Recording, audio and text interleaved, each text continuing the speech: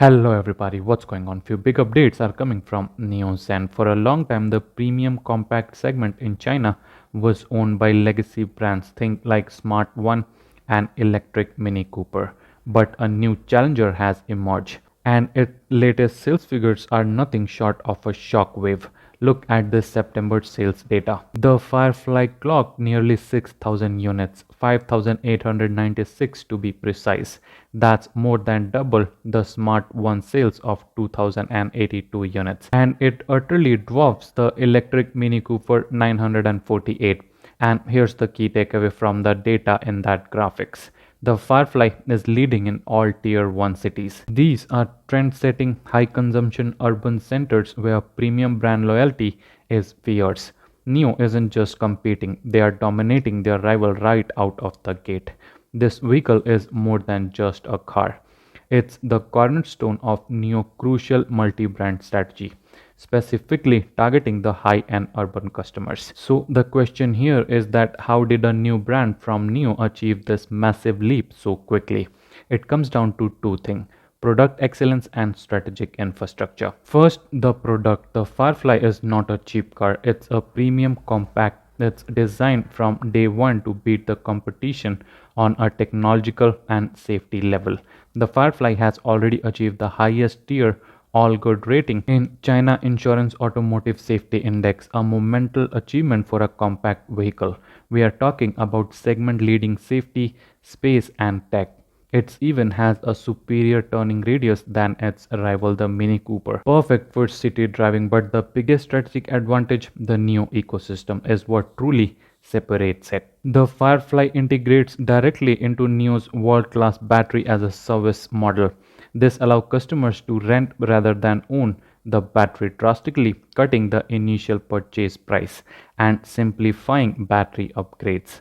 While competition is stuck on the traditional charging, the Firefly gives its driver the choice to charge or swap a battery in minutes. In a congested, fast-moving environment like Tier 1 cities, this is a game changer for premium customers. The competition is simply cannot offer this level of convenience. The Firefly sales numbers are an unequivocal market validation of NIO's strategy bet on a unified high-tech EV ecosystem across multiple segments. This success proves that NIO's future isn't solely dependent on its high-end mainline brand. We are seeing a new diversified revenue stream emerging.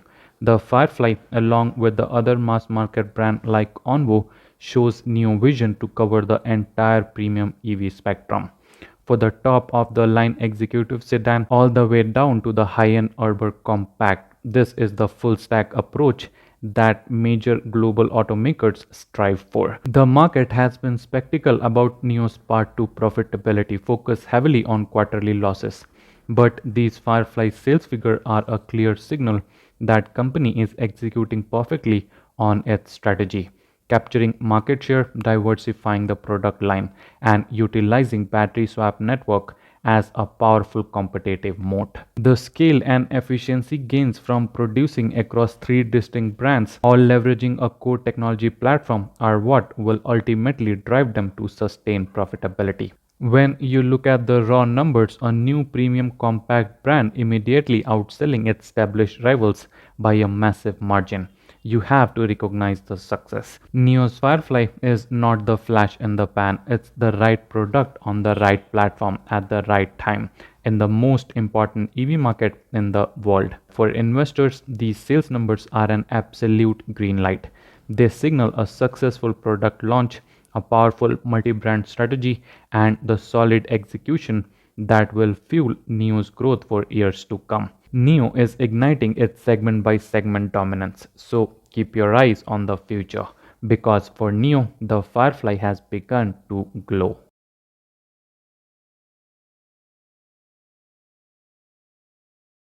Hello everybody, what's going on? So in a face-to-face meeting, NIO CEO Lee Bin notoriously tip-lipped about the exact number of locked-in orders. It's their secret sauce. But this past week in Nanjing, he gave the media two crucial breadcrumbs, two references for calculation that I think paints a very compelling picture of a massive unspoken backlog. This is where the story gets interesting. When asked about the ES8 locked in orders, Lee was sticking to his guns, said they won't reveal the exact number. Instead, he gave us two key data points. Now, 15,000 units in a single month is a significant increase. It shows commitment and confidence in their manufacturing capacity. But more importantly, it shows that they are ramping up to meet the demand. This is the gold nugget. Think about what this implies. If you place an order right now, you won't get your vehicle for roughly 6 months, specifically from October 2025 to April 2026. So, if the future production rate is 15,000 and the current waiting time is 6 months, that means there are at least 90,000 vehicles on the order book that need to be cleared before a new customer even get close to the delivery slot. The social media post we saw suggests a figure of around 100,000 units, and I think that's a very reasonable estimate. A 100,000 unit backlog for a high-end EV like the new ES8 is absolutely massive. This isn't a speculative rumor. It's an implied figure directly from the CEO's own delivery guidance and production goal. This backlog has two key implications we need to talk about.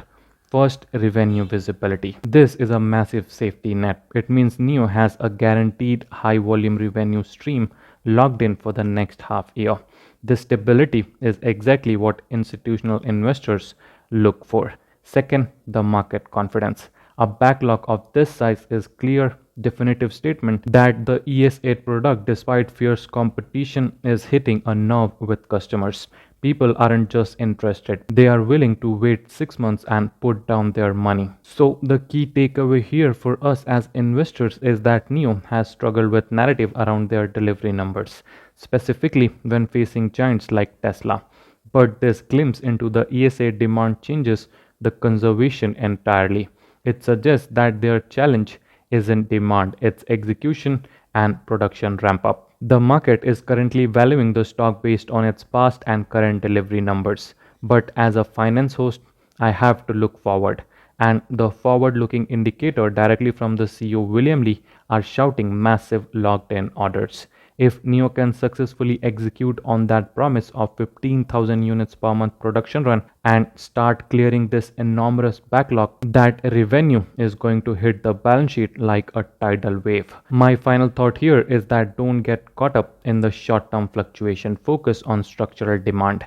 And the structural demand, according to the CEO own clues, is stronger than the market current acknowledges. This isn't just about catching up, it's about having a full dance card for next 6 months. And for any company, that's a position of power. I believe that could be the reason why CEO is so confident that they will hit profitability in the fourth quarter. Their new ES8 vehicle is going to generate huge revenue for the company, and because of that, we will see some good spike in its stock price. So get ready for it. With that said, thank you so much for being here. See you in next one.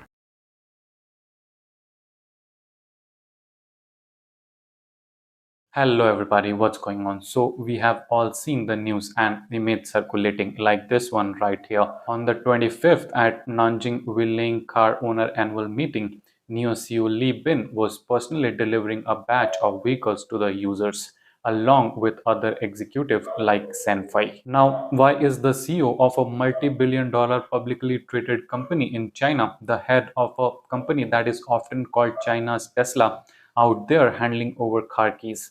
It's not just a photo op, folks.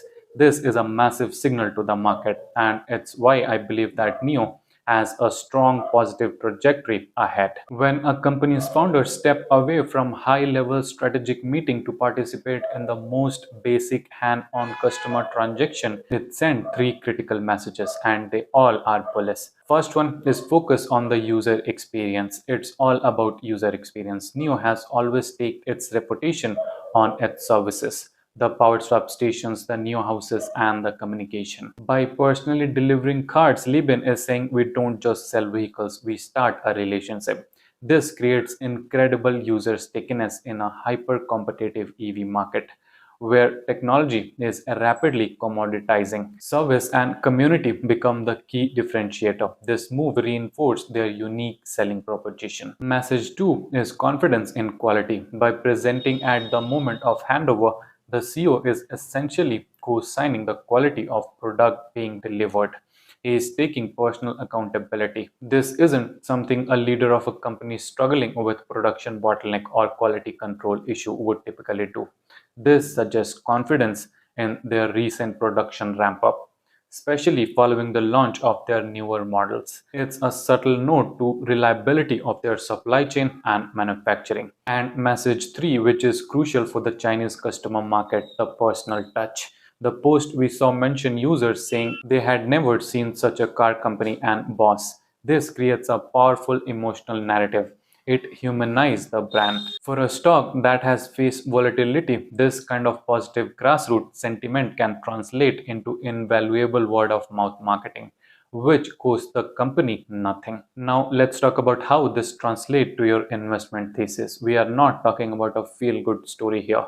We are talking about the bottom line deliveries. So the question here is that why is the CEO out delivering cards now? Because NIO is laser focused on hitting its Q4 delivery targets.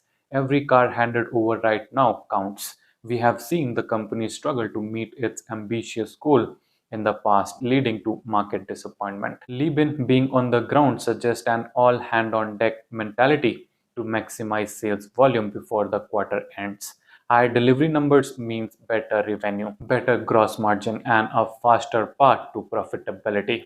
This is the ultimate goal. The China EV landscape is getting crushed by price war led by players like Tesla and BYD. NIO cannot and should not compete on price. It needs to defend its position as a premium service oriented brand. This personal delivery reinforces that the brand is premium. When customers feel valued, they are less likely to jump shift for a cheaper competitor. This helps protect NIO's average selling price, which is critical for their long-term financial health. Finally, this is a clear signal to capital market. When investors see the founder and CEO engaged in the most granular level of the business, ensuring car gets to the customers, they see leader who is accountable and obsessed with execution in a sector where companies burn cash fast. This execution focus is a paramount. It inspires investors' confidence that leadership team is doing everything necessary to convert product pipeline into real revenue. This should contribute to a more stable long-term valuation. So the final takeaway here is that this isn't just a fun picture. It's a strategic move that reinforces NIO's competitive moat, user service and community. In a cutthroat environment, this commitment to the customer is what will ensure long-term brand loyalty and support premium pricing. The CEO is personally showing us that the company is obsessed with execution and customer satisfaction. That, my friend, is a powerful signal that the momentum is building for a strong finish to the year. So get ready for it. With that said, thank you so much for being here. See you in next one.